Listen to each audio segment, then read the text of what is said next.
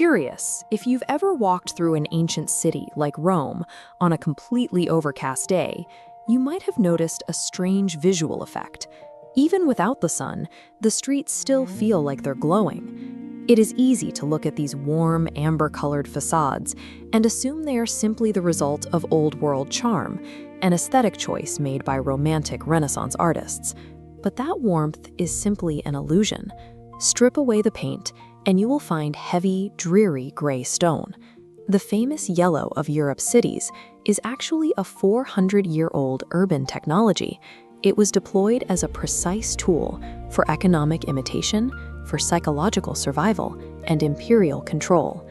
What looks like quaint decoration today was originally a highly engineered solution to the harsh realities of early urban living.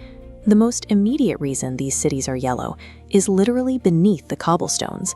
The earth provided an endless supply of cheap, natural color. Builders used raw ochre and volcanic tuff, minerals that could be dug up locally, ground into powder, and mixed into a cheap lime wash. During the Renaissance and Baroque periods, the ultimate display of architectural wealth was absolute opulence. If you had the money, you decorated your estates with rare gold leaf, or you commissioned pristine imported white marble to project immense power to the street below. Everyday builders couldn't afford imported stone or precious metals, but they could afford ochre. Yellow earned the nickname the poor man's gold, a way to mimic the visual warmth and grandeur of high society. Adopting this color was a purely pragmatic financial strategy.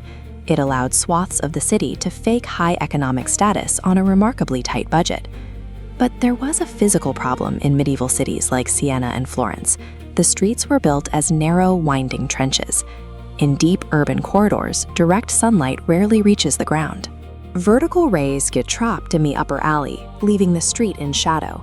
But yellow lime wash acts as a highly efficient reflector. Upper light rays hit the painted walls, scattering outward and bouncing directly down. You can see this exact effect working today. The upper floors catch the sun, and the yellow facades physically wash the tight, dark corridors below in ambient light.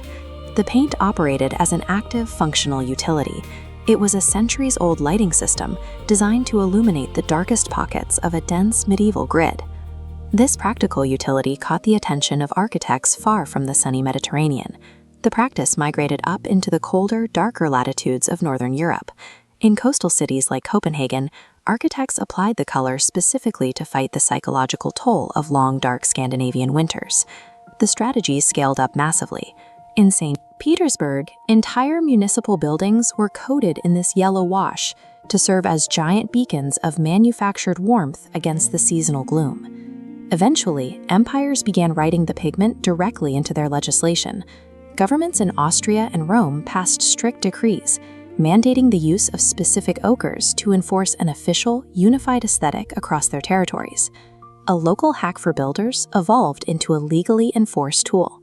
Across empires, it dictated state unity and managed the psychological welfare of the population. Local dirt, ground into a cheap pigment, successfully imitated extreme wealth, reflected light into lightless streets, and provided psychological warmth in freezing climates. The yellow facade is essentially the Swiss Army knife of historical architecture. It solved 3 distinct urban crises simultaneously.